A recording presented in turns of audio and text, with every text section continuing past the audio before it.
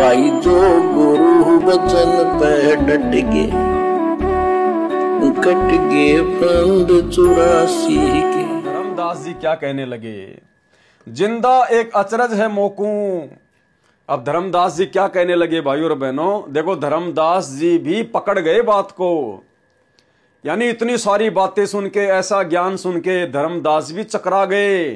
धर्मदास ने भी दिमाग लगाया, विचार किया कि भाई आप कोई साधारण व्यक्ति नहीं हो, कोई साधारण संत नहीं हो, मुझे तो तुम ही सारंग पानी लग रहे हो। जिंदा एक अचरज है मोकू, तुर्क धर्म और वेद पुराण ज्ञान है ताकू। हे जिंदा महात्मा, मुझे तो बड़ा अचरज हो रहा है, एक मुसलमान धर्म से संबंधित होकर और आपको वेद पुराण गीता सबका ज्ञान है। तुम इंसान नहीं कोई। क्या कह रहे धर्मदास भाई और बहनों, धर्मदास भी बात को पकड़ गया। और आप और हमारे आगे तो परमात्मा ने सारा भेद खोल के रख दिया, फिर भी हम नहीं समझ पा रहे अपने गुरुदेव भगवान को। धर्मदास पकड़ गया बात को और क्या बोला, तुम इंसान नहीं होई, हो अजब फरिश्ता कोई। तुम तो कोई फरिश्ते हो, तुम आम इंसान नहीं हो, आम व्यक्ति नहीं हो, तुम तो कोई फरिश्ते हो। और ज्ञान मोहे बताओ, युगों युगों की कथा सुनाओ।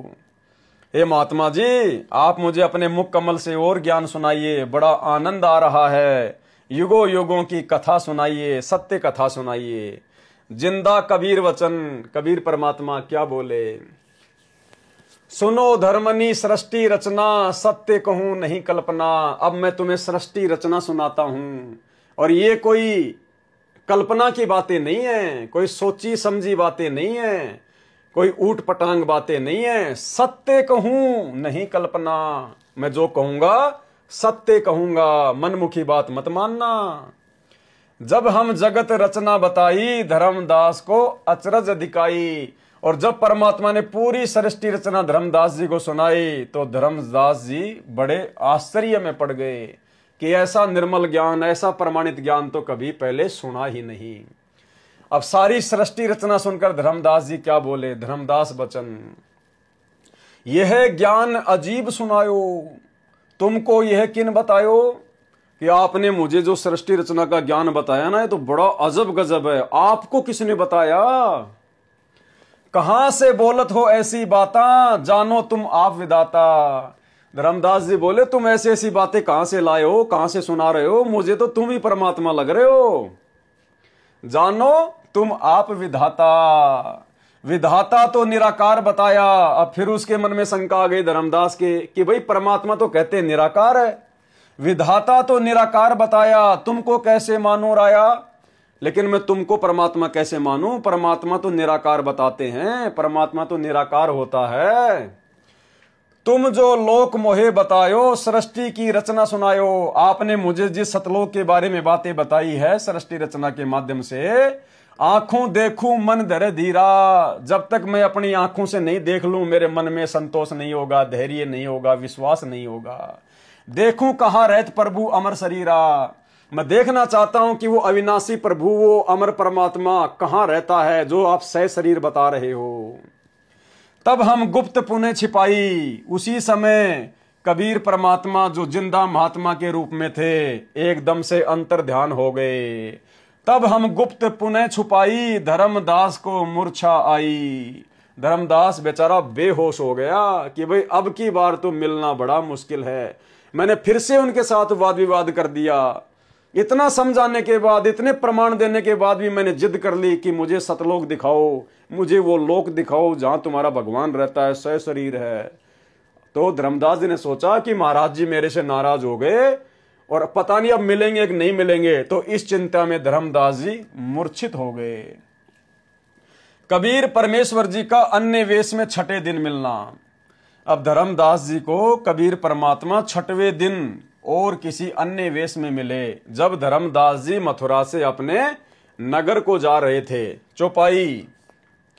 दिवस 5 जब ऐसे ही बीता, निपट विकल हिए व्यापेहु चिंता। 5 दिन धर्मदास जी के ऐसे ही चिंता में बीत गए। छठे दिन स्नान गए। छठे दिन धर्मदास जी जब नहाने के लिए गए, करी स्नान चिंतवन किए और चिंता करने लगा। पूप वाटिका प्रेम सुहावन, बहु शोभा सुंदर सुठी पावन। एक वाटिका के अंदर एक छोटी सी बगीचे में धर्मदास जी जो है वो रुके हुए थे। ता जाए पूजा अनुसारा, प्रतिमा देव सेव विस्तारा। वहां धर्मदास जी अपनी मूर्तियों को निकाल के पूजा पाठ करने लग गए। खोली पेटारी मूर्ति निकाली, धर्मदास जी ने अपनी पोटली खोली और उसमें से मूर्तियां निकाली, शालीग्राम निकाले। ठाव ठाव धरी प्रकट पसारी, आने हु तोरी पूप हूं बाती, चौका विस्तार कीनी यही बाती। अपनी परंपरागत पूजा करने लगा उन मूर्तियों की।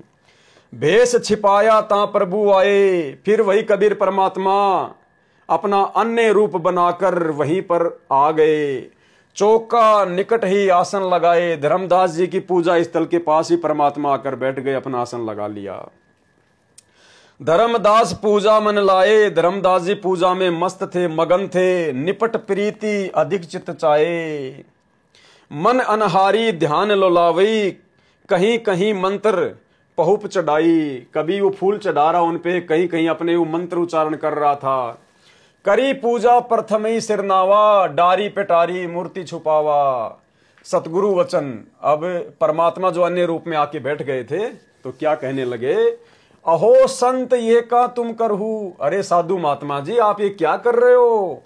पोवा शेर छटंकी दर हूं, के ही कारण तुम प्रकट खिड़ाए हूं। डारी पेटारी काहे छिपाए हो। आप मेरे को देखकर क्यों छिपा रहे हो इनको पत्थरों को।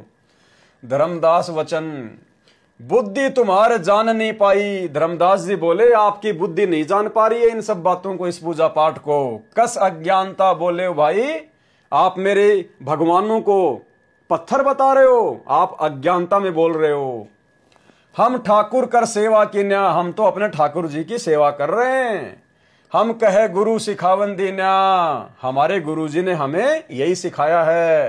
ता कह शेर छटंकी कहूं, और आप इनको शेर छटांग कह रहे हो। पाहन रूप ना देव अनुसर हूं, ये देवता हैं ये पत्थर नहीं है। सतगुरु वचन। क्या बोले परमात्मा, अहो संत तुम नीक सिखावा, हमरे चित एक शंका आवा। एक दिन हम सुने पुराना, विप्र कहे ज्ञान सुनिधाना। एक दिन हम किसी पंडित जी से पुराणों का ज्ञान सुन रहे थे और पंडित जी क्या कह रहे थे, वेद वाणी तिन मोही सुनावा। उन्होंने मुझे वेदों की वाणी सुनाई। प्रभु का लीला सुनी मन भावा, परमात्मा की लीला सुन के मेरे मन को बड़ा अच्छा लगा। कहे प्रभु वह अगम अपारा, अगम गए नहीं आव अकारा। सुनेऊ शीस प्रभु के आकाशा, पग पतालते ही अपर निवासा। एक पुरुष जगत के ईसा, वो कहने लगे कि एक ही परमात्मा है जो पूरे जगत का ईश है, इष्ट है, भगवान है। अमित रूप वह लोचन अमीसा, शोकित पोटली माही समाई। अहो संत ये अचरज आई। और वो इतना विशाल परमात्मा जिसने पूरी सृष्टि रची, धर्मदास वो तेरी पोटली में कैसे समा गया। यानी जब धर्मदास जी ने परमात्मा से पूछा इस पोटली में क्या है, तो बोले मेरे भगवान है इस पोटली में। तो परमात्मा बोला मैंने एक पंडित जी से ऐसे ऐसे कोई वेदों की कोई वाणी सुन रहा था कि परमात्मा बहुत ही विशाल है, अमित है, लोचन अमीसा है और पूरे संसार का इष्ट है। तो धर्मदास तेरी पोटली में वो इतना महान परमात्मा कैसे समा गया। अहो संत ये अचरज आई, मुझे तो बड़ा आश्चर्य हो रहा है। ओ गुरु गम्य में सुना रे भाई, अह संग प्रभु लखो न जाई। अहो संत मैं पूछूं तो ही, बात एक जो भासो मोही। यही घट में को बोलत आही, ज्ञान दृष्टि नहीं संत चिंता ही। जो लगी ताही न चिंतु भाई, पाहन पूजी मुक्ति नहीं पाई। कि पत्थर पूजने वाले कभी भी मुक्ति को प्राप्त नहीं हो सकते। कोटि कोटि जो तीर्थ नहाओ, सत्य नाम बिन मुक्ति न पाओ। जिन सुंदर ये साज बनाया, नाना रंग रूप उपजाया। ताही न खोजूं साहू के पूता, का पाहन पूजूं अजगूता। हे सेठ के पुत्र, हे धर्मदास जी, आप उस परमात्मा को नहीं पूज रहे, आप तो पत्थरों की पूजा कर रहे हो। जिस परमात्मा ने इतना सुंदर रूप बनाया है, इंसान बनाया है, नाना रंग रूप उपजाया। धर्मदास सुनी चक्रित भये हूँ, पूजा पाती बिसरी सब गए हूँ। एक टक मुख जो चितवत रहाई। अब धर्मदास जी एक टक परमात्मा के मुंह की तरफ देखने लग गए जो अन्य साधु रूप में थे। पल को सुरती न आनो जाई, प्रिय लागे सुनी ब्रह्म का ज्ञाना, कि आपके मुख से मुझे जो परमात्मा का ज्ञान है बड़ा अच्छा लग रहा है।